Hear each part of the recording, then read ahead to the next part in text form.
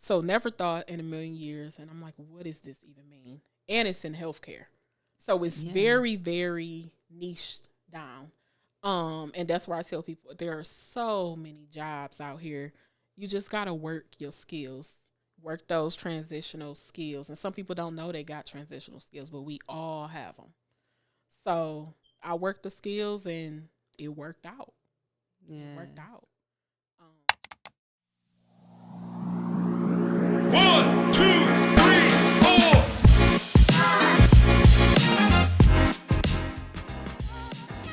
Welcome to the Lean Podcast, Ladies Empowerment and Alignment Network.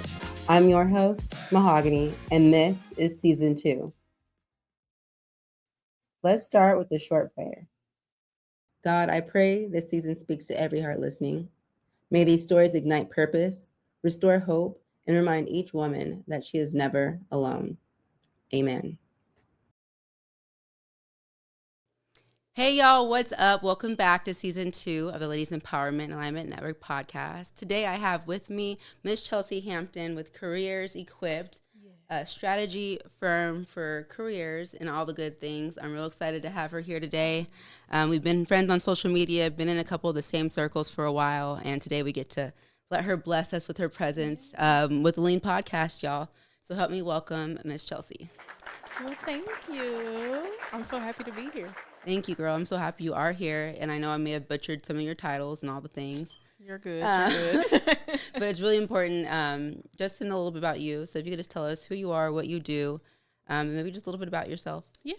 So I'm Chelsea Hampton. I am a career strategist and founder of Careers Equipped. So I help women get into high stake industries such as cybersecurity, program project management, and compliance and risks. I also create spaces for women to feel safe in their 9 to 5 career, to want to grow, to transition, and just expand. I love that. I love that part, comfortableness, because that's so important, you know, when you're in the corporate world, especially to like feel comfortable while you're there. Because you can Yeah. have the best job, something that feels your passion, but if it's not comfortable, Yeah. you could forget it. Mm-hmm. Wow. So just being someone who revolves around careers, just out of curiosity, how many careers have you had to be able to be like the strategist behind careers? Okay, so I started off in law enforcement. So I've been a civilian on law enforcement side. That's what I went to school for. Did that for probably over a decade. And then I pivoted into corporate America doing fraud investigations, which is still kind of a little bit law enforcement, but more so on the corporate side. And now I'm in healthcare in program management. So Oh, wow. 3 different industries. Wow. Complete different industries is what's so Completely interesting different. to me. Yeah. Because you can move around in one job, in one industry, and that's one thing. But to get the knowledge from like multiple different, Yeah. wow. And so how long have you felt like you've been someone who brings strategies to the table, someone who likes to come up with solutions? Ooh. So unofficially, I'm going to say probably a decade because I've always had friends and family come to me and say, hey, can you give me some advice on this? You seem to be just moving in your career. So I never really thought about it, right? Until people would come to me and ask me questions. And I'm like, why are you coming to me? But officially, it's been 4 years officially. Yeah. Wow. Okay, that's pretty awesome. Yeah. How did you find out what you wanted to do? Or like when you were younger, what did you have in mind that you were going to be Yeah. doing? So I'm from Detroit, Michigan originally. So, you hear the stigmas about Detroit. Some of it is true, some of it is not. But the stigma that was true wanted me to get into law enforcement. I actually used to want to be a lawyer, an attorney. Okay. But then I realized how much school I had to go to. And I said, yeah, okay, I'm gonna have to figure this out because, yeah, I don't want to do that. So I started looking into analyst work, so intelligence analysts. And of course, you watch CSI and you look at everybody who's on the computers and they're doing all this cool stuff. And really, it's not like that. But I didn't know that. So I went to school for it, started working for some of the 3-letter agencies. And I was like, okay, this is boring. But that's how I got into law enforcement. Wow. I went to school for criminal justice and I had plans to like go into the FBI and things. And as I continue my career in school, I realized I had a lot of criminals in my family and how they really look into that kind of stuff. They do. Like, hold up, you're too close to this stuff. I don't know. So I was like, you know what? I just counted myself out. Maybe I shouldn't have. I don't know. But then I wanted to be a crime scene investigator. And then I realized how the blood and guts you might have to see and touch. I'm like, never mind. I've actually dabbled in that a little bit. Oh, wow. Because How I've was done that? federal law enforcement, but I've also done local. And they were doing like a pilot program with the police department I was working for at the time. And they put civilian analysts in the homicide unit. So they allowed us to go out to the scenes. So I can remember my very first scene. They were like, "Did you eat lunch?" And I was like, "Mm-mm." And they were like, "Go ahead and eat lunch, because you're probably not going to want to eat after we leave this scene." And I was like, "Really?" And they were right. Wow. Yeah. So you've seen the bodies and stuff. Mm-hmm. Oh, my gosh. Yeah. Okay. So you were in that field. What'd you go to school for? For criminal justice, Okay. forensic psychology was my major. Yeah. Okay. Oh, so that you're right where you thought you needed to be. Mm-hmm. Growing up, did you know you were going to go to college? I'm half of me, I'm going to say yes. The other half, I'm going to say no, just because, your environment, right? Most people tend to become what their environment is. But I was very, hell bent on doing something different. I was the second person to go to college in my family and finish college. So I knew I always wanted to go and do something and meet people and see other things, but I didn't know it would turn out the way that it did. So I'm so glad I did go. So just for the experience primarily. It was a good experience. Yeah. Where did you go to school? I went to Tiffin University. So in the middle of Ohio, a small little private university, but they pretty much specialize in criminal justice. Yeah. Okay, so it's a specialty. It was a good school. Dope. When you say that, your environment wasn't productive to college, what was the environment like for those who don't know what Michigan's like? Yeah, so it's not a lot of people who, are blessed to have, both parents. I did have both parents growing up, thank God, and they were productive. My mom went to college, but she didn't finish. My dad didn't go to college, but they both were successful, in their own right. But I didn't have a lot of family members who had both parents. I didn't have a lot of friends who did. Growing up in Detroit, you see a lot of crime. You hear about a lot of stuff. You're raised to look over your shoulder. It's not really a comfortable feeling. And I realized that I was living in that once I went away to school, and I would meet friends and they're like, "Why are you like that? Why are you so uptight? Why are you so?" And I'm like, "That's just how I was raised. That's what you're used to. You don't walk down the street and be super friendly, because you just never know, Now, it's a lot better than it used to be, of course, and most people don't run into trouble, right? But that's what people teach their kids, just to try to keep them away from any trouble. So, wow. Yeah. Okay. And so when it comes to your siblings, did you grow up with siblings in the house, or? So I have a younger sibling, so he's actually 9 years younger than me. Wow. So I was pretty much in my teenage years I'm going to say in my teenage years, but we pretty much grew up at separate times, if that makes sense. Right. Once he started to get of a certain age, I was going into the teenager age. And you know how teenagers are. They don't want to be bothered with the younger sibling. So then I went away to college, and, he became of age. So we are very close now. But growing up, it almost felt like we grew up separately. Right, that's a big gap. Yeah, for sure. My kids are 6 years, and I feel like Okay. that was pretty big. Yeah, So 9. nine is huge. That's huge. Yeah. Wow. Okay. Yeah. So you graduated college. You went into Ohio for college. You graduated. What did you do after you graduated? Did you just jump right into that pilot program? Were those your next steps? Yep. So pretty much my university, they had connections with the FBI. And they had like a contracting program, but you had to go through this internship program, and I went through like this intelligence program, and it was for an entire semester. So I moved off campus. It was in another city in Ohio, And I did that, and then from there, based on how you did there, they went through the whole process with digging into your family and neighbors and all of that, because you got to have certain credentials. Oh, that's when I would have been kicked out. To do it. So from there, I waited probably like 6 months before I heard back. Once I heard back, then I was offered a job, and I moved to Virginia. Wow. I moved Just to like Virginia. that. Okay, so tell us about Virginia. Had you ever been to Virginia? Like, never. I never had been to Virginia, so it was. As a matter of fact, let me correction. I moved to West Virginia. The job was in Virginia, but it was like on the border. And West Virginia was a little bit cheaper at the time. My boyfriend at the time, husband now, he had a friend who also went through the same process as me. So he was living out there. So he pretty much helped me out while I was there, looked at some apartments for me, that type of thing. But that was my first time living on my own in a whole nother state.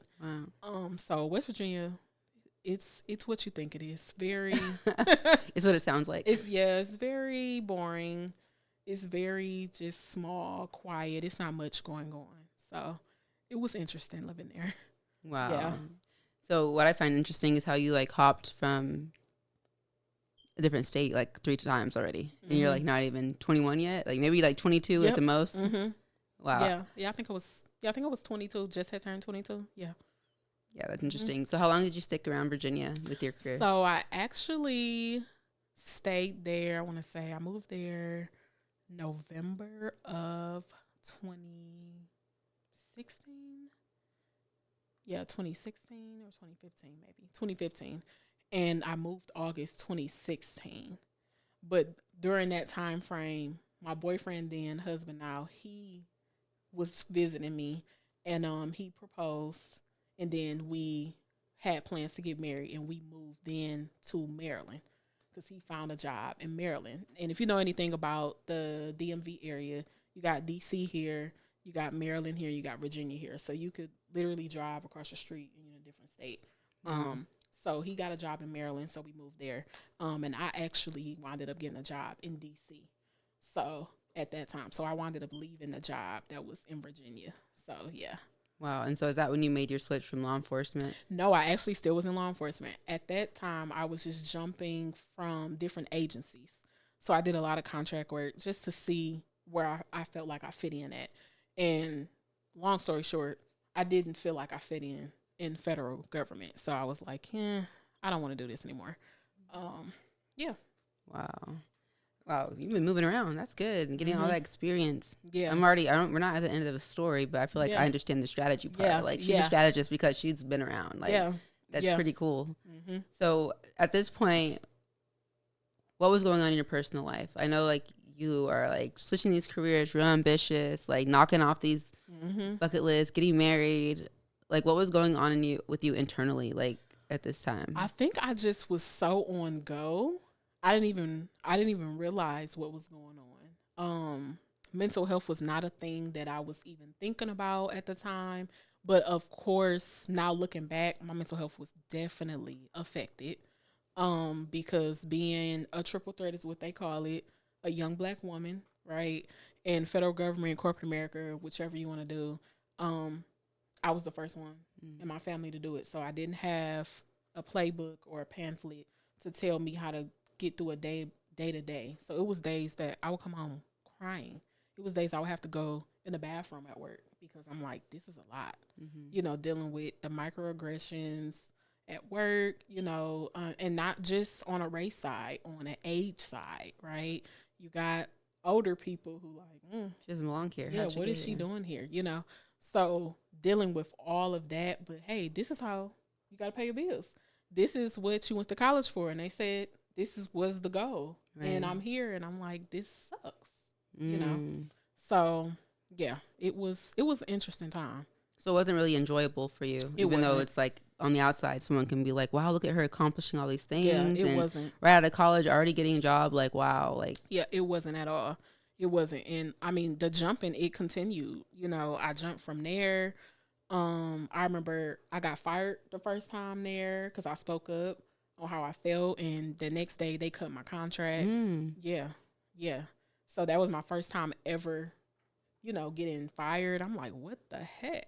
How did you handle that? Tell us more about that story. I was stressed. But my husband, he was very supportive. Like, he was like, we just got to look for another job. I'm like, okay. But not knowing, he's stressed too, because he's like, he's trying to hold it together, but he's stressed too. So I could remember I still had a good rapport with my previous boss. So I reached out and I was like, hey, I need to come back. But remember, I've moved to Maryland. This job now is on the other side in Virginia. So now I'm having to drive in the middle of the night because they only had a second shift job. And I had to drive an hour to and from work every day. Wow. In the middle of the night. And I did that for about a year. Wow. Until I was trying to look for, something else. And during the time, I left this out.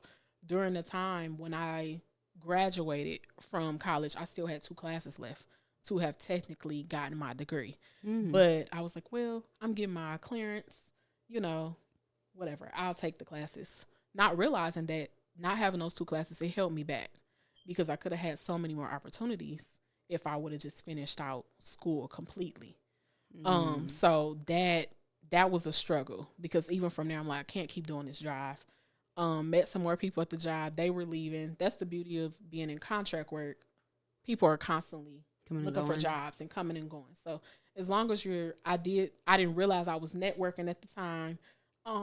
But putting people in your circle and they're like, hey, Chelsea, they got a job over here. They looking for people. They hiring. It pays $10K more than over here. And you like, okay, cool. That wound up being an hour drive.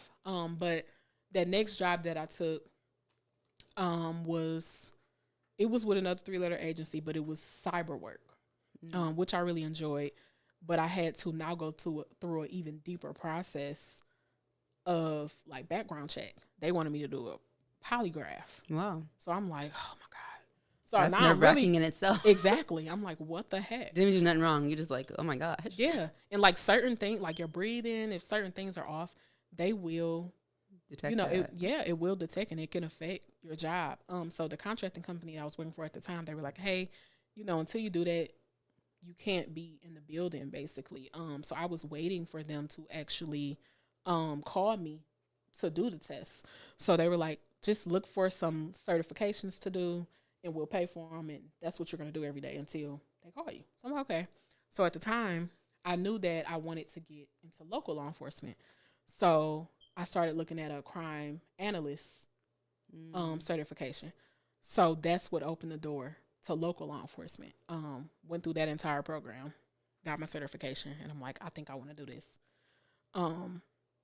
Unfortunately, my dad wound up getting sick.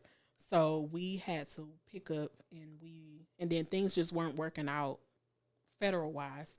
So we decided after we got married to move to Detroit. So we moved there. I started working for a PD there. And it was probably the best thing that I could have did. Probably one of the best jobs I've ever had. Wow. Yeah. And during that time, I realized how I didn't have that much pressure. I didn't feel so stressed. I was able to finish school. Wow. After 4 years, do 2 classes, and I was able to finish it up. And I'm trying to, and stop me whenever you want. But from there, we winded up staying there for 2 years, and our plan was to move back to Maryland. So we had interviews lined up, and then COVID hit. COVID hit, knocked out all the plans. And my husband's like, let's just stay in Detroit for another year. I'm like, oh, no, we got to go. So I started looking around and came across a job here at a PD. And my husband was like, let's just try it and see what happens. And when I say the process, it moved quickly. So never thought that I would move to Texas. But when I did, I was like, okay, I like it. It's cool. I like it here. But the worst job, I'm not going to say the PD's name, but it was the worst job I've ever had in my life. Ever had? Worse than federal. It was bad. I can tell. She had a little flashback, y'all. I got PTSD thinking about it. I saw the eyes. Hold up. Yeah, it was bad. So I think I stayed there for 10 months. That's how bad it was.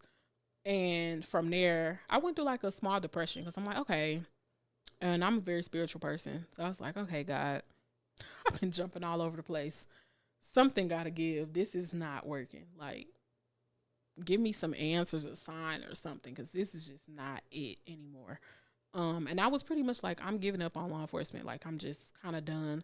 But, you know, people don't realize something that you've done for so long and you thought you really love, it's like grieving, you know. So I went through a grieving process because I'm just like, but I really want to do it, but it's just not working.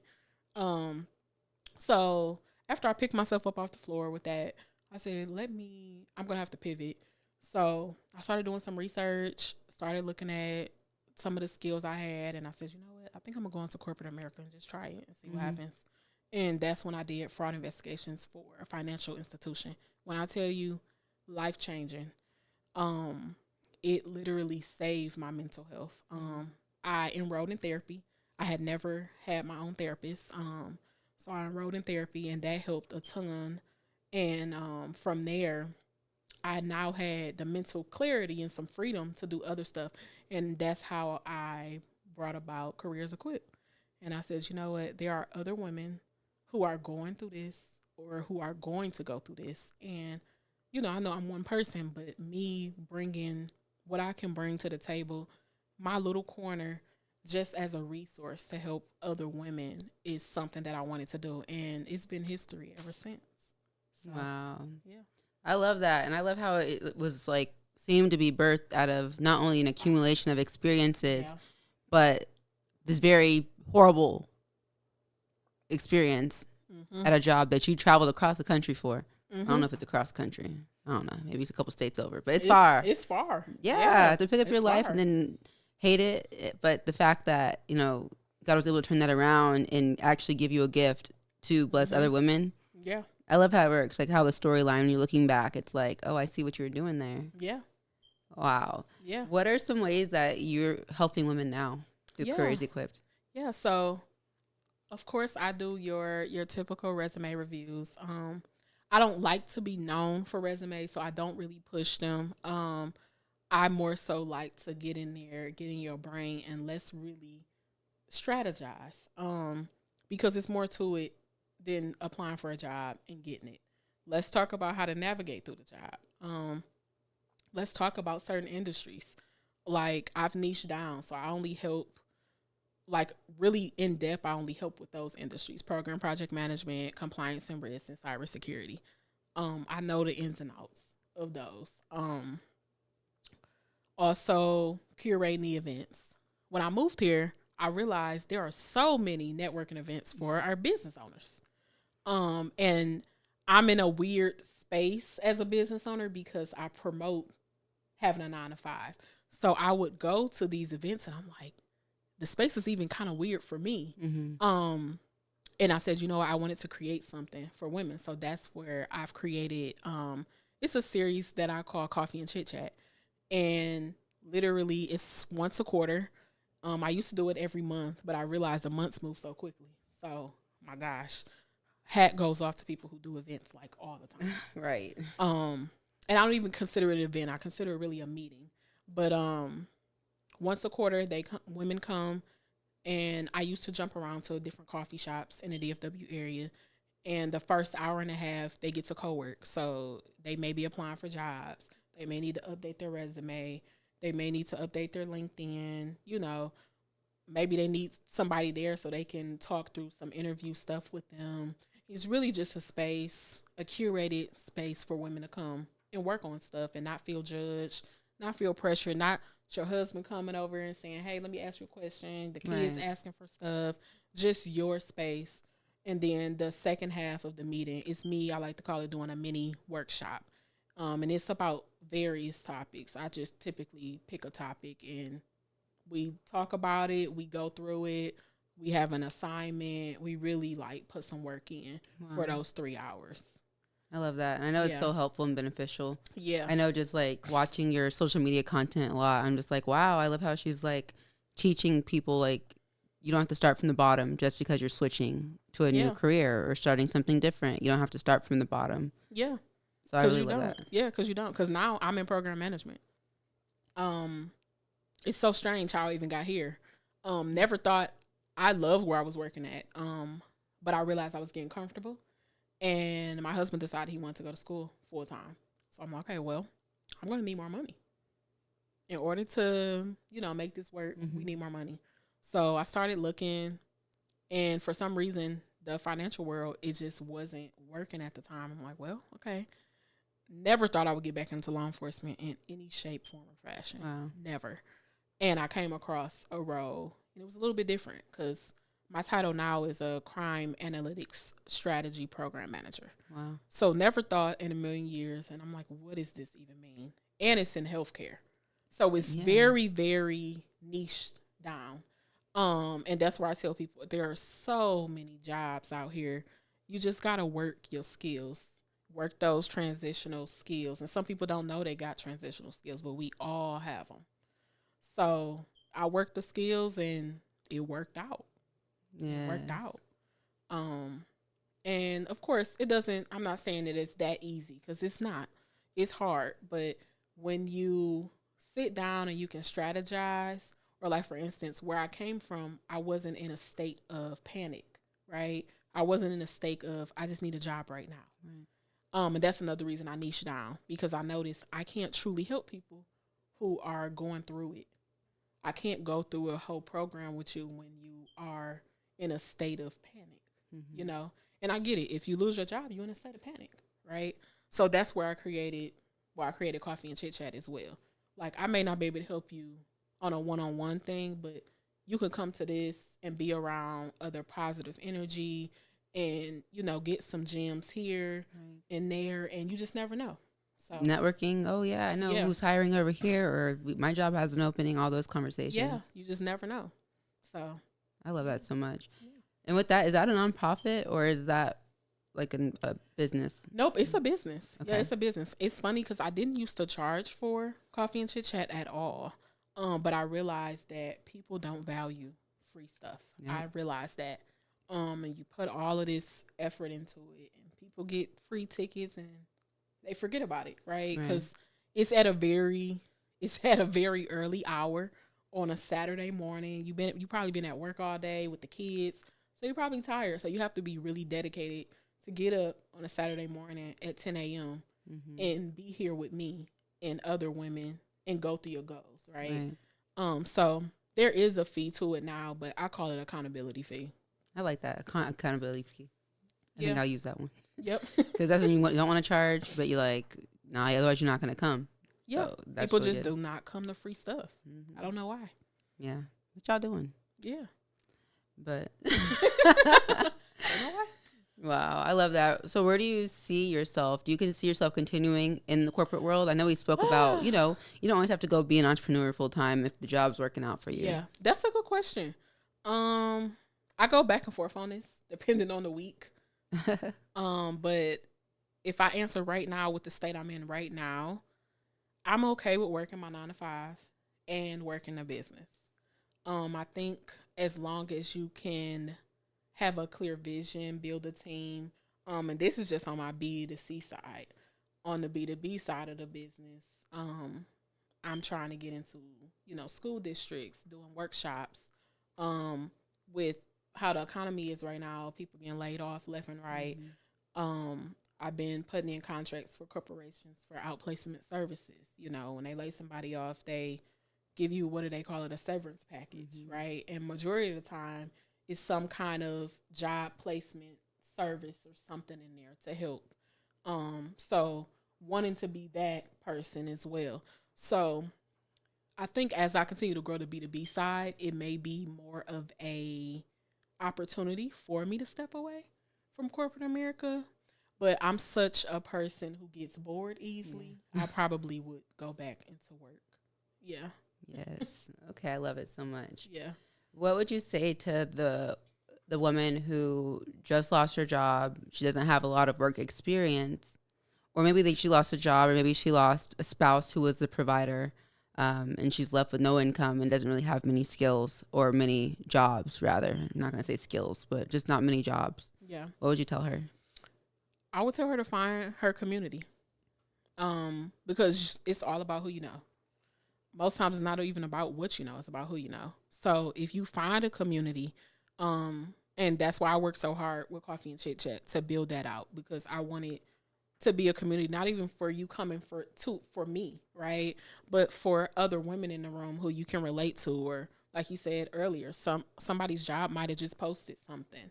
And it may just be a matter of you knowing this person, right? So yeah, build your community up and really sit down and look at your skills, because if you did teaching over here, I guarantee you can do teaching in another way that probably is more stable and makes more money. So yeah. That's good. That's good stuff. Yeah. And what would you say to the woman who is in her career and she's on go, go, go, and just hasn't stopped to smell the roses or anything like that? Ooh. Slow down. Use your PTO. Because if you drop today, they're going to post your job tomorrow. And, set boundaries. Set boundaries, because all more work gets you is more work. Oh. That's it. It doesn't get you, and know when it's time to step away, right? You can be in a certain role, right, for, I don't know, let's say 5 years. But once you get to a certain point, it's only so much more you can grow with that company. It's okay to go to another company and grow with them and see what they have to offer. Really think about what you want for your life, right? I know once I do have kids, things are going to change. I'm not going to be able to, certain things I'm not going to be able to do, because I'm going to have to tend to my kids, especially at a younger age, right? Then as they get older, things are going to continue to change, right? So just know what season you're in and just appreciate where you're at. Love that. That's beautiful. Any last words you want to leave our ladies with? Anything that's been on your heart that you didn't get to get out yet? Let me see. Just know how to fight for yourself.